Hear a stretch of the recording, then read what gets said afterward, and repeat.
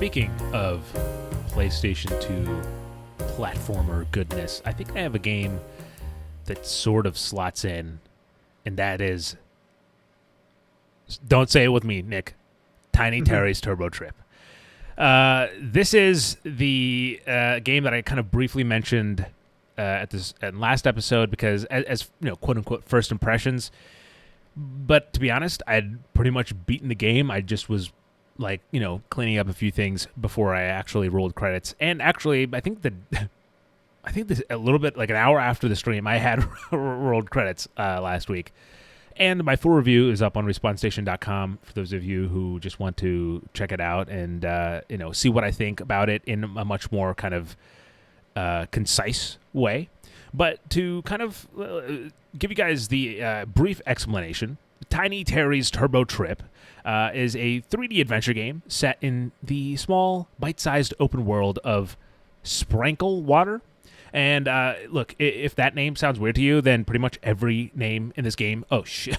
I apologize. I've messed up Nick's cam. I didn't realize how Nick how Nick looks. There it is. Nick's back in his corner, subjugated to the limited amount of space that he has. But anyway, so yeah, this game has essentially. It's a small open world that you kind of explore, and you play as, you guessed it, Tiny Terry, and essentially has one goal to achieve in this entire game, which is to get to space, and his reasoning is pretty simple. He didn't do great in school, and so his parents left him behind while they went on vacation. So they didn't go to summer school, and so his logic is, if I get to space, I'll be famous, and then I don't have to worry about summer school anymore. Which honestly is it's pretty fair. So the game starts with kind of at step one, Terry getting his hands on a car with no license or anything, and then in step two, it's really up to you how fast or slow you want to do it. I mean, it took me about 5 hours, or I think 5.5 hours maybe total in this game to roll credits. But again, that's doing all but I think like two things in the game. I didn't buy all the hats, and I didn't pay off the government's debt. Other than that, the rest...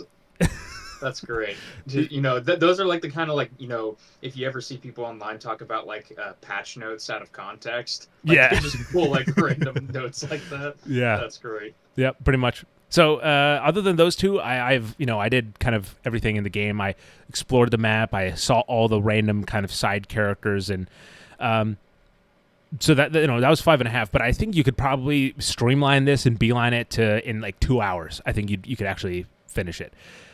But that being said, I do recommend taking your time with it, because to me, I think this is like a perfect game to just dip your toes into while you're waiting for something.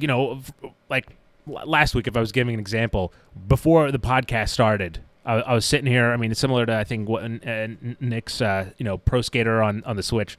I was sitting here and I was like, all right, I got like 25 minutes to kill before the stream starts. So I just pulled out my Steam Deck and I played a good 20 minutes of the game, and I was actually in that 20 minutes of time, I actually felt productive because I was completing tasks, because they're very, very simple, very easy, and the game knows that. It's very self-aware in terms of how kind of menial some of its tasks are, and that's part of the joke. So if I was to have some sort of reservation in recommending the game to someone, I would say make sure you can understand you're picking up the game's kind of the vibe, because that's really what's important here. If you're watching the game's the game gameplay in the background and you're like, that doesn't look super fun to me, then chances are the game is not going to bite for you. But that being said, if you're someone who's totally down for humor that's kind of at the game's expense and also at your expense, because you're the game gives you a task to do, go collect whatever, blah blah blah, and at the end of that, you might realize that it was all just pointless. but I mean, you'll have accomplished some, like you'll have gotten.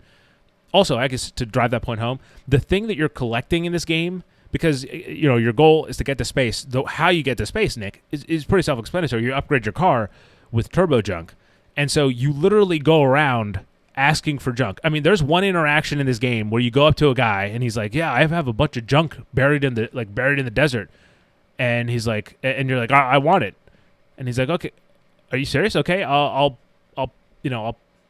pay me like 50 bucks, or sorry, 50 money, because it's money in this game. It's not, there's no like dollars or it's called money.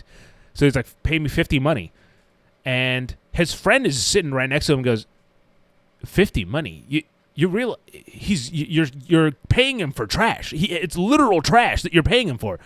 And you're like, yeah, I understand. And you pay him, and then you and you go dig it up, and that's how you upgrade your, I believe after every 150 turbo junk you collect, you can upgrade it, and then nine upgrades is enough to get to space. And it's, I mean, like, there's so many. Here's the thing, right?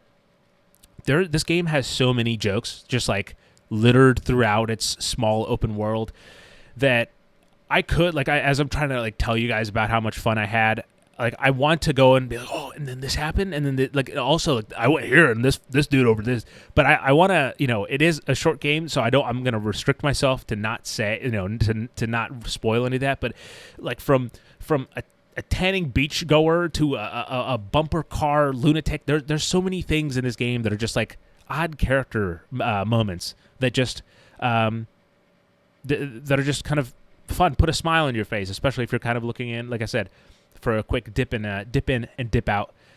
And I guess, I mentioned it earlier, and I should kind of reiterate, I played the game on the Steam Deck entirely, and I think this game is almost like flawless on the Steam Deck. In fact, I don't know if it actually says it on the screen. The game's only out on PC right now, but during, I don't know if you caught this, Nick, but during like Summer Game Fest last week, I see a few events actually say Summer, like, or a Steam Deck on it, next to the PS5 and Xbox Series XS logo. They just actually say Steam Deck instead of just Steam, which I appreciate, because primarily if I'm going to get a Steam game nowadays, it's going to be something I'm playing on the Steam Deck. So this game, if you're a Steam Deck owner, is perfectly playable as on the Steam Deck. Other than, like, the only problem I had was occasionally as you're driving through the city, you'll see, like, especially at high speeds, you'll see like some pop in the in the distance of like some cars or something, but it's really negligible. I mean, it didn't really bother me much. And go ahead. Go ahead. No. I was just gonna ask a question about the gameplay, because I was watching some of the clips that you had on the stream here, and like, from what you're saying, you're doing a lot of different semi-menial tasks. Yeah. Is it like primarily a platformer, or is it like one of those type of games where like you're really kind of shifting genre and shifting mechanics pretty frequently? Like, I saw a little bit of driving, I saw like some gliding in there. So, like, yeah, that's a good question. I'm gonna be honest, I did cheat a little bit, and I used the platforming as a just a transition a little bit. It is primarily like I would actually compare it more to like the Simpsons Hit and Run, or even like, again, I wouldn't really say like GTA for kids. I mentioned this in my review. I wouldn't really quote it that, but it is like, you have this, you have like, you can steal cars. I didn't actually do that in my playthrough, in terms of like going up to someone and just hijacking their car. There is like a side quest where you have to like literally steal some vehicles, but for me personally, I mean, I didn't I wasn't doing crimes. Okay, I was in character, and Terry didn't like doing violent crimes, and so that wasn't what I was about. But so it's a little like sandboxy. Is that what I'm getting? That's the perfect word for it. It's a gotcha. Small sandbox that you can kind of and there is platforming in it. Like, you'll have to do certain jumps to kind of get to certain places. Eventually there's like stuff you can buy to kind of make your life a little bit easier, in terms of there's a glider. So at any point, if you jump off of a certain height, you can just kind of glide around the city a little bit to reach certain things. If you hit like a pocket, like an air pocket, there's an air pocket that can carry you around the whole city, and so you can kind of jump off whenever you want. And so there's like a whole bunch of mechanics. I don't even know if it's in the. I haven't been actually watching the gameplay that's been playing, but so I don't know if it's actually highlighted there. But there's even essentially as you're playing, there's I might forget. It's been a few days since I've last played it, but I think left on the D-pad gets you your like attack weapon, and it's just like a brute force like a pipe or whatever. If you do down on the D-pad, it gives you to your shovel, and the shovels essentially you can dig for some of the junk and money and stuff like that. And then if you do right on the D-pad, it eventually when you unlock it, it's a net, and with the net you can catch like bugs and like blueprints that are flying around. So there's kind of a smattering of different things you can do in this little sandbox. But primarily it's platforming, driving, but there's a little bit of everything in there, just for anyone who likes to change things up. And also, this is a really weird thing I wasn't expecting in this game, at least. And Nick is as you've kind of seen a little bit of the gameplay here, maybe you also maybe you also pick up on my surprise, but this game can actually be played in first person. So at any time, if you press R3, it puts you into first person, so you can literally drive around in first person, jump around, like traverse the entire. It's so weird because it puts you into perspective so fast. Like it's like it was something I wasn't expecting at all. To be in. That's interesting. Yeah, yeah. Also, this is not a full price game. I should mention that. Just in case if you didn't know this. I mean, look, if you're here for any kind of conclusive thoughts about what I think of Tiny Terry's Turbo Trip, I really liked it. To see what score I gave it, you have to head over to RespawnStation.com. But to just kind of give you my overall thoughts, it was so nice to play a game where I could just dip in and have a list of objectives that didn't feel super overwhelming for me. I wasn't like don't get me wrong, I love being like the superhero, that's like fully kitted out and like saving the world or slaying a dragon or some cool thing like that. But sometimes it's just nice to drive around a cartoony little city full of colorful characters and pretend to be a kid who's trying to get to space so he can avoid going to summer school.